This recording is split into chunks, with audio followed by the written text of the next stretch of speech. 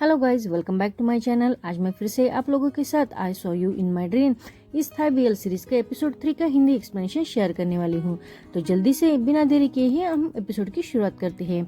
Episode की शुरुआत में हम देखते हैं कि पीयू बहुत ही उदास होकर बीच पर खड़ा था। आई उसे रोकने के लिए भागते हुए आवाज लगाता है, पर तभी पीयू समुद्र में छलांग लगा देता है। ये सब देखकर आई नींद से डरते हुए उठ जाता है। तभी वो पीयू को अपने सामने बैठा हुआ देखता है। उसे देखकर आई घबरा कर उसे टाइटली हग करता है। तो कुछ भी समझ में नहीं आ रहा था कि आई इतना डरा हुआ क्यों है। तो हल्के से आई से कहता है कि तुमने फिर से बुरा सपना देखा है, इसलिए मुझे इतना टाइटली हक किया है।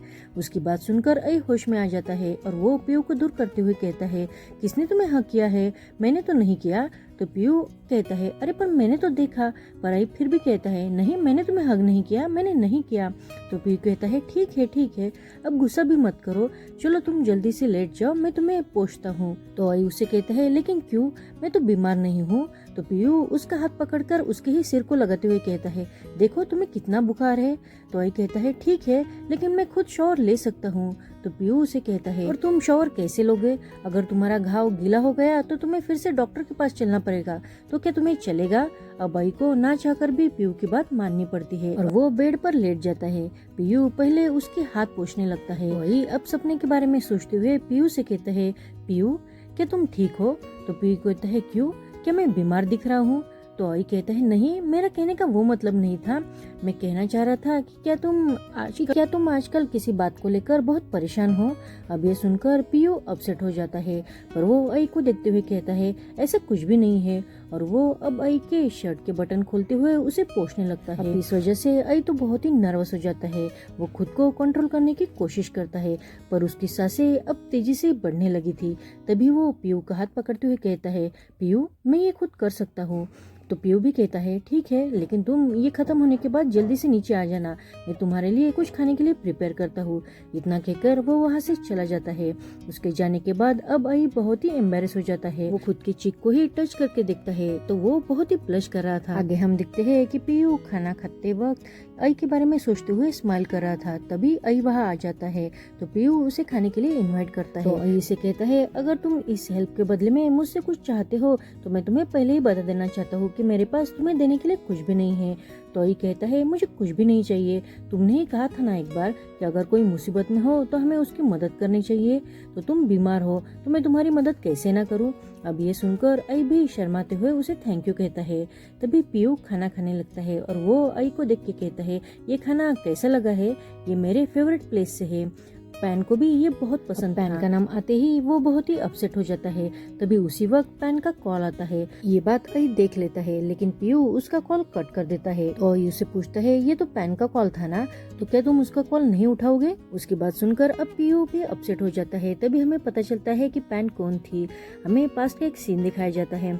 एक्चुअली पैन और पीयू दोनों भी रिलेशनशिप में थे, लेकिन पैन एक आर्टिस्ट थी। वो अपनी लाइफ में बहुत फेमस बनना चाहती थी, कुछ कर दिखाना चाहती थी, उसके खुद के कुछ ड्रीम थे, इसलिए वो बहुत ही हार्डवर्क कर रही थी। लेकिन उसे हमेशा निराशा ही हाथ में आती थी। लेकिन एक दिन उसे रियलिटी शो से ऑफर आती है और इस शो के कारण वो पीयू को भी छोड़ने के लिए तैयार हो गई थी। पीयू उसे रोकने की बहुत कोशिश करता है, लेकिन वो कहती है, मैं अब 30 साल की हो चुकी हूँ, अब इस इंडस्ट्री में मुझे ज्यादा काम नहीं मिलेगा, तो ये मेरा लास्ट चांस है और मैं इसे किसी भी हालत में खोना नहीं चाहती हूँ। अगर लोगों को पता चला कि मेरा पहले ही बॉयफ्रेंड है तो कोई भी मुझे पसंद नहीं करेगा, तो मैं मेरा ड्रीम कैसे पूरा करूंगी? लेकिन पीयू उसे यकीन दिलाते हुए कहता है कि मैं तुम पर यकीन करता हूँ कि तुम ये अचीव कर सकती हो। लेकिन वो फिर भी पीयू के साथ ब्रेकअप करते हुए कहती है कि मेरा डिसीजन अब हो चुका है। और वो पीयू के हाथ में एक येलो कलर का इन्वॉल्व देते हुए कहती है, इसमें कॉन्फिडेंशियल एग्रीमेंट है, तो इस पर प्लीज साइन कर देना। इतना कह के वो वहाँ से चली जाती है। ये इन्वॉल्व वही होता है जो हमें पिछले एपिसोड में दिखाया गया था। ये तो थी पैन की स्टोरी। अब सीन प्रेजेंट में शिफ्ट होता है। पीयू आई से कहता है, मैं पैन को बाद में कॉल कर लूंगा, और वो दोनों खाना कंटिन्यू करने लगते हैं। लेकिन तभी आई फिर से पीयू से पूछता है, क्या तुम इन दिनों में बीच पर जाने वाले हो? क्या तुम्हारा ऐसा कोई प्लान है? पीयू थोड़ा सोचते हुए कहता है, बीच पर नहीं। तो आई फिर से पूछता है, क्या थोड़ा सा भी प्लान नहीं है? तो पीयू कहता है, नहीं, मैं तो इन दिनों में बहुत ही बिजी हूँ, तुम तो जानते हो, मैं पूरा टाइम अब स्टूडियो में ही रहने वाला हूँ। पर तुमने ये क्यों पूछा, क्या तुम वहाँ जाने चाहते हो? तो आई अब परेशान होकर कहता है, नहीं, ऐसी कोई बात नहीं है। तभी उसे फिर से पैन का कॉल आ जाता है। वो दोनों भी अब फोन की तरफ देखने लगते हैं। तो पीयू कहता है अगर हमारा फोन ज्यादा बज रहा हो तो शायद हमें उसका कॉल उठा ही लेना चाहिए, और वो कॉल उठाने के लिए बाहर चला जाता है।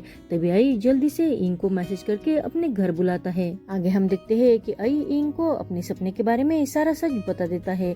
अब इस सपने के बारे में जानकर इंग भी शॉक होते हुए कहता है क्या तुम सीरियसली कह रहे हो? तो आई कहता है हाँ मैं सच कह रहा हूँ। तो इंग कहता है लेकिन कब और कहाँ? तो आई परेशान होकर कहता है मैंने बताया ना तुम्हें। तो इंग कहता है लेकिन तुमने सपने में क्या क्या देखा है? तो आई कहता है मैंने तो बस बीच ही देखा है, लेकिन मैंने बीच के बारे में पीयू से पहले ही पूछा है, लेकिन उसका वहां जाने का कोई प्लान नहीं है। तो इंग कहता है अब पीयू कहाँ है? तो आई कहता है वो स्टूडियो में काम कर रहा है, उसने ऐसा ही कहा है। तो अब इंग उसे पूछता है लेकिन तुम्हें यह सपना कब आया? तो आई कहता है लास्ट नाइट को। तो इंग कहता है जब तुम्हें ऐसे सपने आते हैं और वो सच होते हैं, इसमें कितने दिनों का अंतर होता है? तो आई उसे कहता है जब मुझे सपना आता है उसके 1 या 2 दिन बाद ही वो सब सच हो जाता है। तो इंग कहता है तो ठीक है ना, अब तुम उस बात से ज्यादा स्ट्रेस मत लो, और मुझे लगता है कि ये सच में नहीं होने वाला। और वो आई को उसके वाउंड के बारे में पूछता है। तो आई कहता है मुझे अभी भी थोड़ा सा दर्द हो रहा है। तभी इंग कहता है कि मैं अब कॉलेज के लिए निकलता हूँ, और वो वहाँ से जाते वक्त आई को भी कॉलेज आने के लिए पूछता है, लेकिन आई कॉलेज जाने के लिए मना कर देता है। आगे हम देखते हैं कि रात के समय में पीयू गहरी नींद में सोया हुआ था। तभी आई उसके रूम के बाहर आकर उसके डोर पर कंटिन्यूअसली नॉक करके उसे डोर ओपन करने के लिए कहता है। पीयू डोर ओपन करके कहता है आई तुम यहाँ क्या कर रहे हो?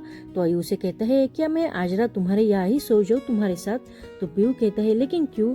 तो आई कुछ भी नहीं बता पाता। तो पीयू कहता है ठीक है अंदर आ जाओ। तो आई कहता है लेकिन मेरी एक शर्त है, प्लीज सोते वक्त लाइट्स ऑन ही रखना। तो पीयू कहता है ठीक है, और वो दोनों भी लाइट्स ऑन कर देते हैं। पीयू तो जल्दी से सो भी जाता है, लेकिन आई को तो नींद ही नहीं आ रही थी। वो कंटिन्यूअसली बस पीयू की तरफ ही देखे जा रहा था। आई भी सोने की कोशिश करते हुए पीयू की साइड में ही टर्न हो जाता है और फिर से अपनी आंखें खोलकर बस पीयू को ही देखने लगता है। तभी उसी वक्त पीयू नींद में ही आई के बहुत ही क्लोज आ जाता है। आई भी अब ब्लश करते हुए उससे थोड़ा सा दूर जाता है। दूसरे दिन की सुबह जब आई की नींद खुलती है तो उसे पीयू बेड पर नहीं दिखाई देता। तो वो अब जोर जोर से चिल्लाते हुए उसे आवाज देने लगता है। तभी पीयू डोर खोल के अंदर आता है। उसे देखकर आई गुस्सा होते हुए कहता है तुम कहाँ गए थे? तो पीयू बहुत ही शांत से कहता है अरे मैं तो शॉवर लेने गया था, मुझे आप काम के लिए जाना है। पर क्या हुआ, तुम ऐसे क्यों देख रहे हो मुझे? तो आई कहता है कुछ भी नहीं, लेकिन मुझे आज क्लास के लिए जाना है, तो क्या तुम मुझे ड्रॉप करोगे? तो पीयू से कहता है लेकिन आज तो तुम्हारी कोई क्लास नहीं रहती है। तो आई कहता है हाँ मेरी क्लास है, मेरी बस अकेले की क्लास है। और वो पीयू को अपने लिए वेट करने को कहकर जल्दी से अपने घर रेडी होने के लिए जाता है। नेक्स्ट सीन में हम देखते हैं पीयू आई को ड्रॉप करता है। आई गाड़ी में से उतरते वक्त फिर से कंफर्मेशन करने के लिए उसे पूछता है पीयू क्या तुम आज पूरे दिन तक बिजी हो? तो पीयू कहता है हाँ, लेकिन तुमने ऐसा क्यों पूछा? तो आई कहता है नहीं, मैंने ऐसे ही पूछ लिया, पर तुम कहाँ काम करने वाले हो? तभी पीयू कुछ बताता उससे पहले ही पीछे के गाड़ी से हॉर्न की आवाज आती है, इसलिए आई जल्दी से कार में से उतरकर भाग जाता है और वो जाते वक्त कहता है प्लीज मुझे टेक्स्ट मैसेज कर देना। नेक्स्ट हम देखते हैं कि आई अब क्लास में बैठा होता है और तभी क्लास के उनके टीचर स्पेशल गेस्ट को बुलाते हैं, और स्पेशल गेस्ट और कोई नहीं तो हमारा पीयू ही होता है। उसे देखकर आई बहुत ही शॉक हो जाता है और थोड़ा सा गुस्सा भी।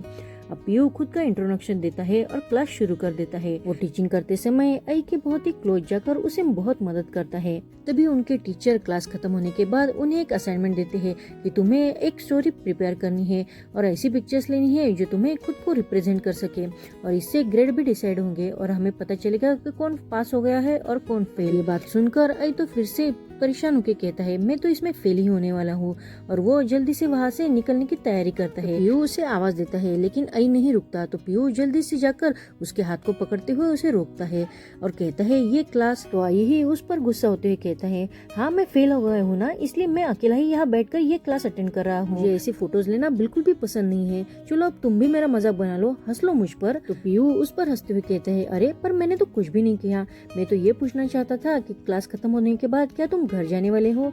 अब ये सुनकर आई फिर से अपसेट हो जाता है। तो पीयू से कहता है मैं तुम्हारी इस असाइनमेंट में मदद कर सकता हूँ, इस वजह से तुम पास हो जाओगे। तो आई कहता है लेकिन मुझे तुम्हारा कोई फेवर नहीं चाहिए।